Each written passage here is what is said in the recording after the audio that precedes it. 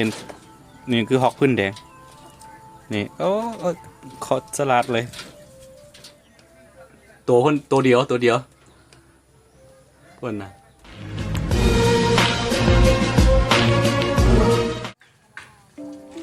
กล่าวทักทายสบายดีทุกคนที่กำลังจะตามมักส้มนอนอยู่ในต้นหับเข้าสู่ซองค่าน้อยคือวันนี้เขาสิมาเบิงแบบสิมาเบิงอันตัวฮอกกระรอกเป็นอย่างหรือว่านกเป็นอย่างเนาะเผื่อว่าเดี๋ยวอีกเดือนหน้าเนาะเขาจะเลี้ย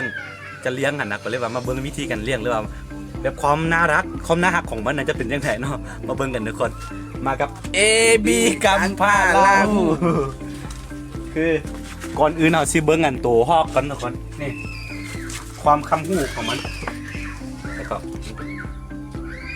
นี่เห็นปะตุ๊ดกุ๊กมา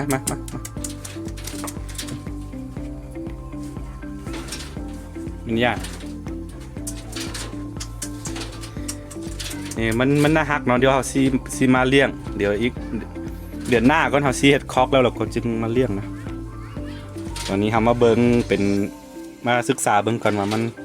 ความน่าฮักของมันนะโอ้ยสุดยอดพี่น้องแบบเลี้ยงถึงเชื่องเลยนะ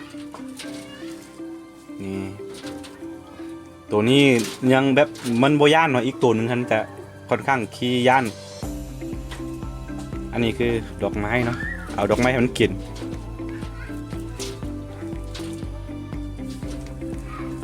นะพี่ตั้งนี่เห็นว่าทุกคนมันเลี้ยงนี่พี่คือไอ้ยายเขาเลี้ยงไว้2ตัวเนาะแล้วก็จะมีนกอีกเดี๋ยวเขาจะเอาอาหารให้ยันตัวกระรอกนี่ก่อนหลังจากนั้นแล้วก็เขาจะไปเบิ้งอีกตัวนกเด้มาศึกษาเบิ้งมาชนิดใดที่ดีเลี้ยงนะเขาก็จะเลี้ยงไว้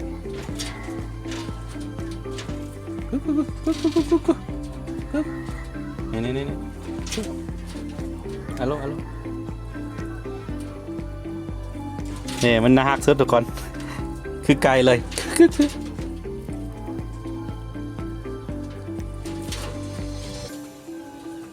มันน่าฮักแต่ว่าตัวสำหรับตัวกระรอกนี่มันหายากนิดนึงเพราะว่า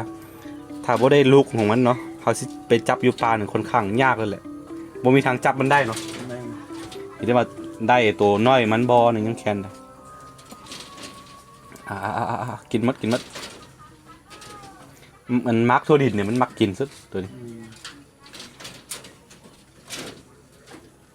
เอาไปอีกตัวนี้นี่มันย่านบ่มากินหรอกนี่ลงไปเห็นไหมสงสัยเอาเขามาไหมบ่โดนแล้วแต่ว่ามันค่อนข้างย่านเลี้ยงได้ตัวน้อยๆนี่มันย่านโอ้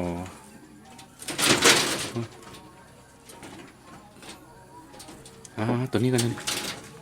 ตัวนี้ค่อนข้างยากเนาะเขาซิโบให้มันเอาซิให้ตัวนี้นี่กล้องซุปเข้าไปมากุ๊กเขาซิไปหาซื้อไซส์ตัวนี้เอ้ยมันสิกัดมือเพิ่นนะกัดมือเพิ่นนะนี่มันสิกัดมือมันกัดอะไรเด้มันกัดดอกไม้กัดมือเขาสิไปหาซื้อไซส์จังมาตัวฮอกนี่หาซื้อยากแต่ว่าเขาสิเลี้ยงจมพวกนกนะนกหัวจุกนะนกควกนกแก้วมีอย่างบ่เฮ็ดดีๆแต่ว่าไอ้บ่เฮ็ดอย่างนี้ดอกไอ้สิเฮ็ดง่ายๆแล้วก็สิเฮ็ดง่ายๆแล้วก็แบบไม่มีเห็นข้างหลังบ่ข้างหลังเฮือนน่ะมีอย่างพลาปลูกไว้น่ะสิเฮ็ดใส่หั่นนกแก้วเลี้ยงง่ายอยู่เนาะบ่ได้เอาอาหารมันหยังมันกินข้าวเปลือกตัวนี้ก็คือกันเลี้ยงง่ายนกควกมันกินยังไงนกควกนะโอ้นกควกนี่ยาหัวหางนะหัวหางมันมีหรือเฉพาะมันวะต้องได้สั่งมาเด้อไอ้ยากัดมือตกใจมีนั่นมีดอกไม้บอกกัดมากัดมือพี่น้องมาทั่วดินไปหาเสนาะทั่วดินเมียอยู่เมียจัน4,000บูยูเมื่อเราไปเก็บดอกไม้อีกทีนึงทุกคนนะเห็นนกไปพี่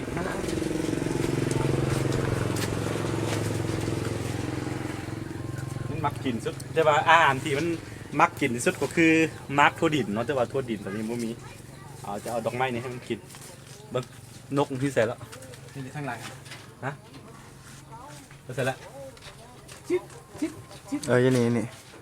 เห็นบ่นกแก้วปล่อยไว้อยู่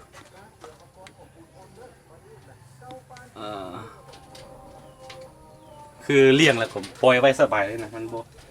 พี่ไปทางไหนพี่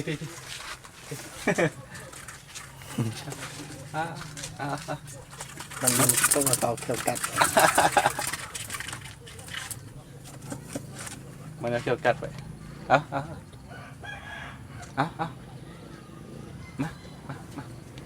มากล้วยเอาแล้วมากินเนาะบ่แม่นกล้วยสาลี่อ่ะ ซาลี มันบ่กินอ่ะเนี่ยมันคือความน่ารักของนกแก้วงั้นมาฝึกเกลืออีกคือมันแบบค่อนข้างน่ารักเลยทีเดียวคือตัวนี้เขาเลี้ยงไว้ได้น้อยเนาะแบบเวลาโตแบบโตแล้วโตใหญ่แล้วนะหาจับยากต้องหายากนิดนึงแหละนี่แต่ว่าถ้าหาได้บ่ดีเนาะเขาอยากได้ตัวลิง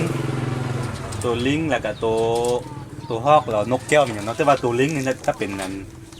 สัตว์สงวนเนาะแต่ว่าถ้าอยากเลี้ยงต้องเฮ็ดใบเป็นอย่างนั้นนะไปเฮ็ดใบนะมันก็สิกลางเมืองกันยังก็ได้เนาะเอาไปเสนอเขาว่าไปเป็นยังว่าเขาว่ามีแบบมีสัตว์คุ้มครองอยู่ในกันเลี้ยงของเขาอ่ะนะต้องมีเฮ็ดใบเนาะถึงจะได้ใช่ป่ะคือตัวฮอกบอตัวนกบอนี่สบายเนาะนี่ตึ๊ดมันค่อนข้างย่านทุกคนมันอิ่มแล้วพวกมาพี่คนนกเกี่ยวกับน้องเบิ้งนี่ตัวฮอกอยู่ซุ่มเข้าไปตะกล้อง คนมันหลักเบิ้งอยู่มา นาย พี่นี่ท้ายท่องมันท้ายท่องตึ๊ดเอากึกเสียงนึงเดี๋ยวเอิ้นฮอกนะ ก็หอกก็กระลอกบ่เสียงมันนะพ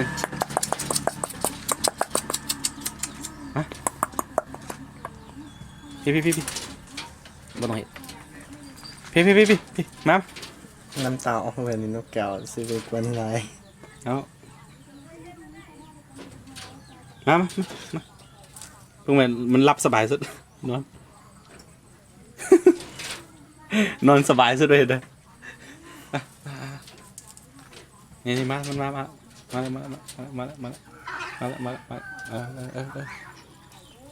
ขึ้นมาเห็นนี่คือฮอกพื้นแดงนี่โอ้ขอสลัดเลย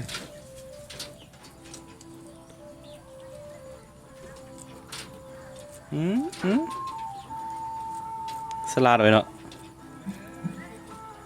เมื่อกี้มันกัดมือนี่บ่แม่นกัดดอกไม้ เดี๋ยวสิหาซื้อน้องว่าเขาเลี้ยงไว้ใส่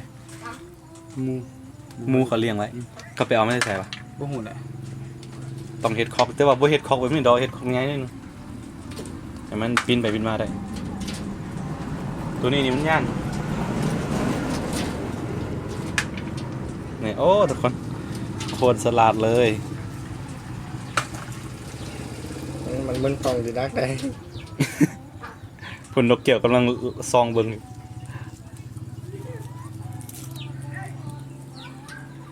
แต่สิเลี้ยงเต่าเด้คิดไว้ละ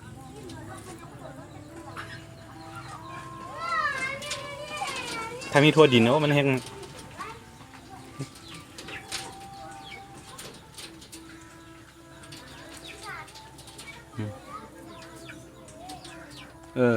ไทยพื้น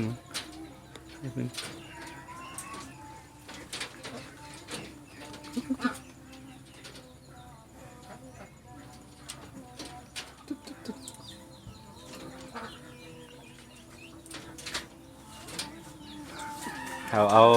าวางไว้นี่แหละน้ำมันน่าจะอิ่มเลยแหละแล้วก็นกแก้วกับกำลังซองเบิ่งอยู่ทุกคนเห็นไหม นี่ตัวเดียวคนนะ ไปคือตอนนี้เขามาศึกษาเบื้องมาแบบศึกษาเบื้องนิสัยมันอย่างของสัตว์นะมันแบบน่าฮักดีเนาะเดี๋ยวอีกประมาณ1 เดือนเจอกันเขาสิเฮ็ดสวนสัตว์น้อยๆไว้อยู่หน้าบ้านเนาะโอเคเราเจอกันสำหรับคลิปนี้ก็สิมีประมาณนี้เนาะเขามาไทยแบบสัตว์ตัวฮอกตัวนกมันยังให้ทุกคนได้เบิ่งกันเดี๋ยวเจอกันใหม่ในคลิปหน้าเนาะสบายดี